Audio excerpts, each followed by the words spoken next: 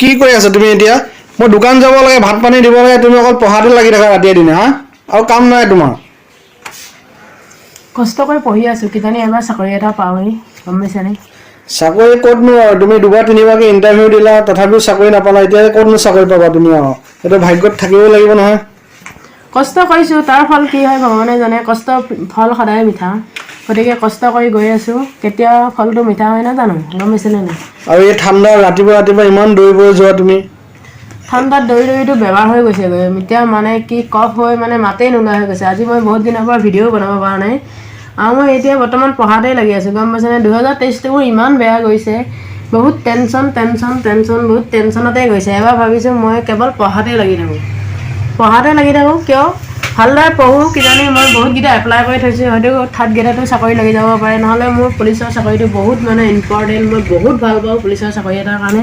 বহুত কষ্ট কৰি আছোঁ, দুবাৰ ইণ্টাৰভিউ দিব গ'লোঁ, নগাঁৱত দিব গ'লোঁ, মোৰ ৰানিঙত নম্বৰ কমিল কাৰণে ৰিটাৰ্ণলৈ নামাতিলে, বহুত দুখ পাইছোঁ।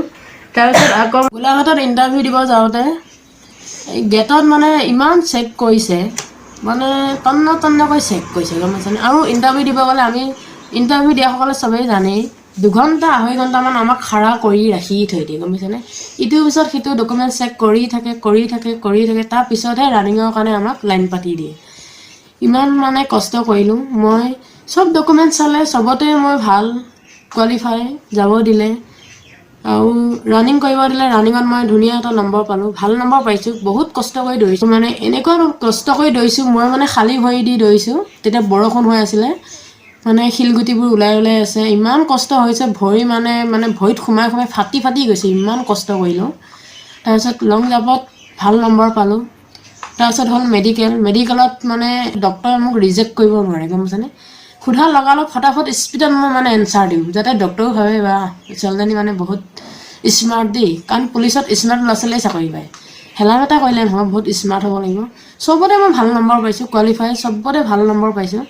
যেতিয়া মানে মেজিষ্ট্ৰেটজনী আৰু চহী মাৰি দিব যে তুমি চবতে চিলেক্ট কোৱালিফাই হৈ গ'লা, মোৰ মানে ডকুমেণ্টছ চাব, মোৰ PIC নাছিলে কাৰণে মোৰ তাতে ৰিজেক্ট কৰিলে। সেইবাৰটো অৱস্থা মোৰ বহুত বেয়া হৈ গৈছে। মই ইমান মেহনত কৰিলোঁ, এনেকুৱা দৌৰিছোঁ, মানে কি ক'ম আৰু। মই কৈছোঁ নহয়, ইমান দৌৰি ইমান এটা ভাল নম্বৰ পায়ো যে মই কোৱালিফাইড চাৰ্টিফিকেটখন আনিব নোৱাৰিলোঁ, মই বহুত দুখ পাইছোঁ। মানে সেইবাৰ যদি মই কোৱালিফাইড চাৰ্টিফিকেটখন পালোঁ হয়, মই আজি হয়তো চাকৰিয়ে হৈ গ'ল হয় পুলিচৰ, গম পাইছেনে? কিন্তু মোৰ তাত কি ৰিজেক্ট লগাই দিলে, কৈছে তোমাৰ PIC নাই, তোমাৰ ড্ৰাইভিং লাইচেঞ্চ নাই, তোমাৰ দেউতাৰ সৈতে থকা এমপ্লয়িং একাউণ্ট লাগিব, মানে যিবিলাক নাই অপশ্যনত সেইবিলাকে মোক বিচাৰিছে। মোক ক'ৰ পৰা আনি দিওঁ চাওকচোন? মই গৈছোঁ গোলাঘাটত ইণ্টাৰভিউ দিবলৈ, আৰু মোৰ এইবিলাক যিহেতু নায়েই, মই আনিম ক'ৰ পৰা, গম পাইছেনে?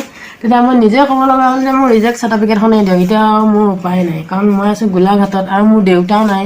দেউতা নহ'লে মোৰ দেউতাৰ লগত জইণ্ট একাউণ্টৰ কেনেকৈ মই মানে একাউণ্টটো দিম? গতিকে বহুত ভাবি চিন্তি, বহুত দুখ লাগিলে, বহুত কান্দিলোঁ তাতে। মানে কি ক'ম আৰু, কান্দিলেও আজিকালি কান্দি যাওক, আপুনি মৰি যাওক, আপোনাৰ অকণো কনচিডাৰ নকৰে এইবিলাকত। আজিকালি চাকৰি পাব লগা হ'লে আপুনি ষ্ট্ৰং হ'ব লাগিব, বহুত ভাল এটা মাৰ্ক আনিব লাগিব, ৰিটেনত ভাল মাৰ্ক আনিব লাগিব, ফিজিকেলত ভাল মাৰ্ক আনিব লাগিব। আৰু এতিয়া মানে মই বহুত কষ্ট কৰি আছোঁ, ৰাতিয়ে দিনে পঢ়িছোঁ, এই নিয়ৰতে মৰ্ণিং গৈ দৌৰিছোঁ। মই আপোনালোকক ভিডিঅ' এটা বনাই দিম বাৰু, মই ৰানিং কৰিব যোৱা হওক, লং জাম্প মৰা হওক, মই দিম, মানে দিব পৰা নাই। কিন্তু আজি মই বহুত দিনৰ পৰা বেমাৰত পৰি আছোঁ, কাহ কফ হৈ মোৰ মাতটোও বেয়া হৈ গৈছে, আৰু মই মানে এতিয়া কেৱল পঢ়াত লাগি আছোঁ। আৰু দেখিছেনে আপোনালোকে, যদি এইখন বুক দেখিছেনে, আছাম ইয়াৰ বুক, এখন মোৰ হাজবেণ্ডে মোক কিনি আনি দিছে দেই, কৈছে তোমাৰ ইমান আশা, ইমান কষ্ট কৰিছা, গতিকে মই এখন কিতাপ তোমাক গিফ্ট হিচাপে দিছোঁ, তুমি ভালকৈ পঢ়া, আৰু কষ্ট কৰিলে কষ্টৰ ফল সদায় মিঠা কাৰণে মোক এই কিতাপখন আনি দিছে। আপোনালোকে ভালকৈ চাওকচোন, এইখন দেখিছেনে, আছাম ইয়াৰ বুক। এইখন শান্তনু কৌশিক বৰুৱাৰ এই কিতাপখন হয়, শান্তনু কৌশিক বৰুৱাৰ এই কিতাপখন হয়, 2024খন মই লৈছোঁ। আপোনালোকে এইখনত মানে যিকোনো এটা পৰীক্ষাৰ কাৰণে প্ৰিপেৰেশ্যন চলাব লগা হ'লে এখন বুক এতিয়া বেষ্ট বুক হৈ আছে, মানে এইখনে একদম মানে বেষ্ট বুক হৈ আছে।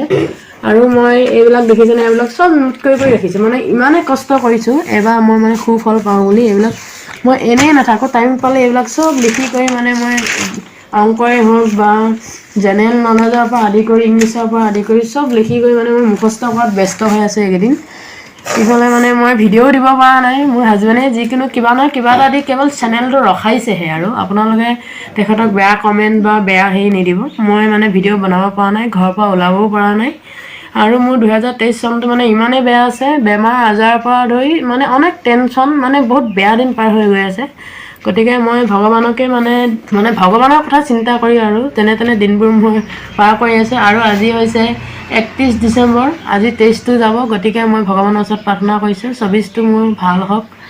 মই যি মানে বিচাৰিছোঁ, মই মানে ভাল, হয়তো মোৰ এটা চাকৰি লাগে কাৰণে বহুত কষ্ট কৰিছোঁ। ভগৱানেও চকু মেলি চাওক, আপোনালোকেও অলপ আশীৰ্বাদ দিব, মৰম দিব মই আগুৱাই যাবৰ কাৰণে। আজি চাওক মই কিমান কষ্ট কৰি পঢ়িছোঁ। মোৰ বিয়া হোৱাৰ আগত মোৰ কোনো কোৱালিফিকেশ্যন নাছিলে। মই মানে বহুত সৰুতে মোৰ মাহঁতে মোক বিয়া দিছিলে। ক'ব গ'লে এইবিলাক বহুত দুখৰ কথা, গম পাইছেনে? মোৰ মানে লাভ মেৰেজ নহয়, তাৰপিছত এংগেজ মেৰেজ হৈছিলে মোৰ তেতিয়া কোনো পঢ়া শুনা নাছিলে। তাৰপিছত মানে বহুত কথা ভাবি চিন্তি লাহে আকৌ পঢ়া ষ্টাৰ্ট কৰিলোঁ। কৰি এতিয়া মই ইণ্টাৰভিউৰ কাৰণে বহুত কষ্ট কৰি আছোঁ। মই গুৱাহাটী আজিলৈকে 3-4মান ইণ্টাৰভিউ দিলোঁ, কিন্তু মানে ছাকচেছফুল হোৱা নাই। ক'ৰবাত নহয় ক'ৰবাত কিবা নহয় কিবা এটা মানে লেঠা লাগিয়ে থাকে। মানে হয়তো মোৰ ভাল দিন অহা নাই, ভাল দিনৰ কাৰণে মই অপেক্ষা কৰি আছোঁ আৰু আশা কৰোঁ নিশ্চয় ভাল দিন আহিব। কষ্টৰ ফল সদায় মিঠা। ৰাতিয়ে দিনে কষ্ট কৰিছোঁ, ঘৰখনৰ লগতে মোৰ হাজবেণ্ডকো সহায় কৰিছোঁ, ল'ৰাটো স্কুল অনা নিয়াৰ পৰা আদি কৰি। আৰু আজিকালি মাজে সময়ে টাইম পালে এটা দুটা ভিডিঅ' বনাই আপোনালোকৰ আগত দিওঁ। আপোনালোকেও অলপ মোক সহায় কৰিব। গৃহ আৰক্ষী বিভাগৰ চাকৰিটোৰ কাৰণে মোৰ মানে বহুত এটা হেঁপাহ আছে। যিমানেই কষ্ট নহওক, কষ্ট কৰি যাম। তেওঁ মানে পুলিচৰ চাকৰিটোৰ কাৰণে মোৰ মানে বহুত এটা হেঁপাহ আছে দেই বন্ধুসকল। এতিয়া মানে ইমান কষ্ট কৰিলোঁ, যেতিয়া কোৱালিফাই নহ'লোঁ মই তাত মানে বহুত সময় কান্দিছোঁ। কান্দি মানে চকু ফুলি গৈছে। আপোনাক কান্দি যাওক মৰি যাওক কথা নাই, তেওঁলোকে কেতিয়াও মানে কোৱালিফাই নকৰে। তেওঁলোকৰ কিবা না কিবা এটা ৰিজেক্ট যদি পায়, আপোনালোকক কেতিয়াও ৰিজেক্টটো মানে কেতিয়াও উঠাই নলয়, কোৱালিফাই কেতিয়াও নকৰে, গম পাইছেনে? তাৰপিছত আহিছোঁ, মানুহজনে গেটৰ বাহিৰত আছে। এতিয়া মোক ডিছকুৱালিফাই কৰি দিলে। মোৰ চাৰ্টিফিকেটখন দি কৈছে তুমি এতিয়া যাব পাৰা। এতিয়া আমি ডিছকুৱালিফাই কম্পিউটাৰ লগালগ ডিছকুৱালিফাই মাৰি মোক মানে কাগজখন উলিয়াই দিছে আৰু, গম পাইছেনে? ইমান দুখ লাগিছে। মানুহজনে মোক মানে দেখি মানে ইমান দুখ কৰিছে। মই গমেই পাইছোঁ মানুহজনী নিশ্চয় কিবা এটা হৈছে, চকু ফুলি আহিছে। তাৰপিছত মই কৈছোঁ চাওক, এখন ডিছকুৱালিফাই চাৰ্টিফিকেট পালোঁ, কোৱালিফাই চাৰ্টিফিকেট মই নাপালোঁ, ইমান কষ্ট কৰিলোঁ। তাৰপিছত মানুহজনে কৈছে দিয়া তুমি ইমান কষ্ট কৰিছা মই দেখিছোঁ, গতিকে তুমি নেক্সটবাৰ আকৌ ট্ৰাই কৰিবা। এতিয়া দেখিছেনে, ট্ৰাই কৰি মোৰ বেমাৰ হৈ কফ বহি আজি মোৰ মাত নাইকিয়া হৈ গৈছেগৈ। কষ্ট কৰি ল'ৰাটোক ভালদৰে পঢ়াইছোঁ। ল'ৰাটো ভাল মানুহ হওক তাকে আশা কৰোঁ। মানুহজনেও ভালে থাকক, ময়ো ভালে থাকোঁ, সংসাৰখন ভালে চলি থাকক আৰু আপোনালোকেও ভালে চলি থাকক। এতিয়া 2024লৈ আপোনালোকক সকলোকে নিউ ইয়েৰ শুভেচ্ছা জনাইছোঁ। Happy new year. সকলোকে নমস্কাৰ জনাইছোঁ।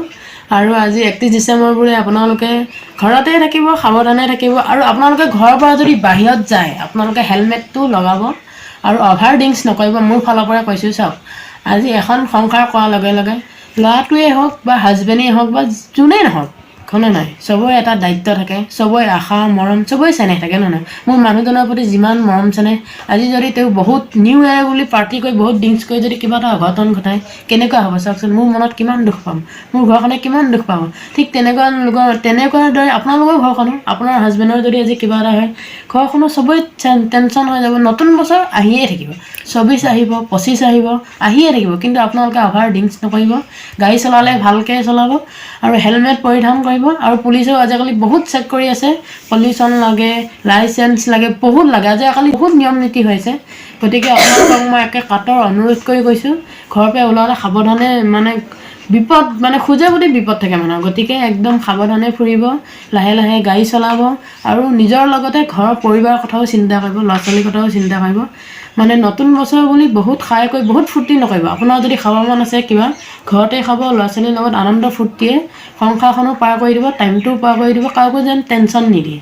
কাৰণ আপুনি আজি 12টা এটালৈ ঘৰৰ পৰা বাহিৰত গৈ আনন্দ ফূৰ্তি কৰিব, ঘৰখনৰ মানে বহুত টেনশ্যন হ'ব, নহয় কিবা এটা ঘটনা হ'লে বহুত বেয়া কথা হ'ব। গতিকে আপোনালোকক কাটৰ অনুৰোধ কৰিছোঁ, ঘৰতে থাকক, ঘৰতে আনন্দ ফূৰ্তি কৰক। আৰু বাই চান্স ক'বলৈ যদি যাব লগা হয়, আপোনালোকে হেলমেট পৰিধান কৰিব আৰু লিমিট ক্ৰছ কৰি কেতিয়াও গাড়ী মটৰ নচলাব। আৰু ঠাণ্ডা দিন আপোনালোকে গম পাইছেই। গতিকে আপোনালোকক নতুন বছৰৰ শুভেচ্ছা জনালোঁ। সকলোৰে আগন্তুক দিনবোৰ ৰঙালী হওক, ৰঙেৰে উপচি পৰক আৰু আপোনালোকৰ দিনবোৰ সদায় ভালে কুশলে যাওক, তাৰে কামনা কৰিছোঁ মোৰ ফালৰ পৰা। Happy new year. বহুত আন্তৰিক শুভেচ্ছা জনালোঁ। নমস্কাৰ।